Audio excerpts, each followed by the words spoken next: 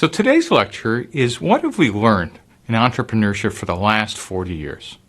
So one of the interesting questions is, why are you here? And I hope you're here to find out what does it take to go from an idea to a business.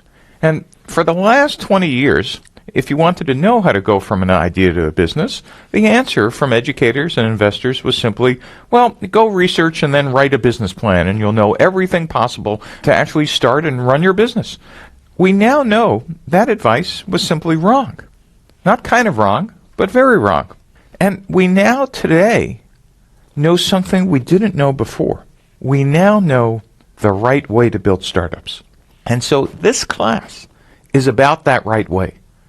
But before we get started, let's see how we took the wrong path and then see what we now know works. The MBA curriculum was designed to provide managers and administrators with the tools they needed to run existing and growing companies. Accounting, strategy, operations, leadership, organizational behavior, human resources, management. And this stack of tools was just incredibly important for the growth of large companies. But what's really interesting, what got missed, is that there were really no tools provided in these curriculums for starting new businesses. One of the things we did not understand for 100 years is that startups are not smaller versions of large companies. Let me say it again. Startups are not smaller versions of large companies. And what falls out of that is all the traditional tools taught and learned in an MBA curriculum are irrelevant in the first chaotic year or two of an early stage venture. Eventually, you need that tool set, but at first, it really gets in the way.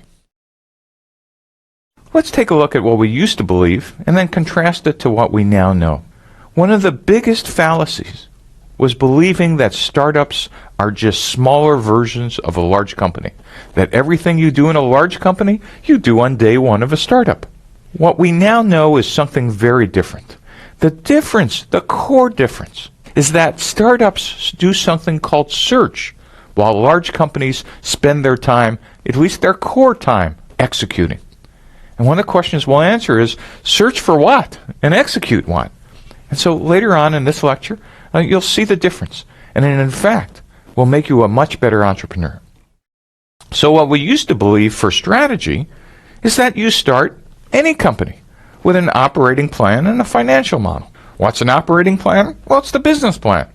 And the belief was all I need to do is spend a lot of time writing this plan, and then all I need to do is execute it. And somehow magical thinking said, if I thought hard enough, and if I was smart enough to do all the great market research in the library and looking up all the data, and then put together a forecast, the magic 5-year plan in the back of the business plan, somehow magically, all I needed to do was hire the people to execute that plan. If that doesn't sound silly to you now, don't worry, because it didn't sound silly for 40 years. But we now know that's kind of ridiculous. What we now know is that no business plan survives first contact with customers. The first year or so in a startup is completely unpredictable.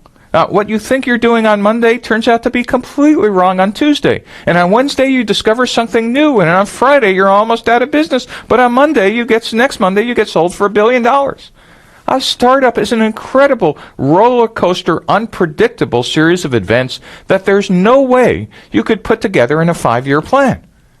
Yet somehow investors and educators thought that maybe we could just teach you how to put this all together in a nice spreadsheet. No one ever noticed that the only other people to do 5-year plans were these guys, the Soviet Union. And we kind of know how well that turned out as well. Though, much like the fallacy about business plans and financial forecasts, that lasted for about 80 years. The good news is that we now know that business plans and financial forecasts first are just as silly as it was in the Soviet Union. So, no business plan survives first contact with customers. This doesn't mean we shouldn't have any planning, but it actually means what we need is planning before the plan. And what that really means is you need to figure out how to actually do some planning, and then you get to write the business plan. So let me be clear, I'm not suggesting we never want to do an operating plan, and I'm not suggesting we never want forecasts, but you need some real facts before you could do that. And one of the ways we're going to organize our facts is with Alexander Osterwalder's business model canvas. We'll talk about this canvas in some excruciating detail in the following lectures. But you should know we use the canvas for two things. One is, initially, we're going to use it to organize our thinking about all the hypotheses about every part of our business. But second is we're going to get out of the building and actually turn those hypotheses into facts, as we'll find out how to do later. And then, as we turn those hypotheses into facts, we'll be updating the canvas on a regular basis, and it will become a scorecard, a way to keep score for our progress of how much we've learned. So what this means is, instead of writing the operating plan and financial forecast first, we're going to use the business model canvas to actually capture all our hypotheses first. For the search for the business model, we're going to start with the model first, and then after we find the model, we get to write it up.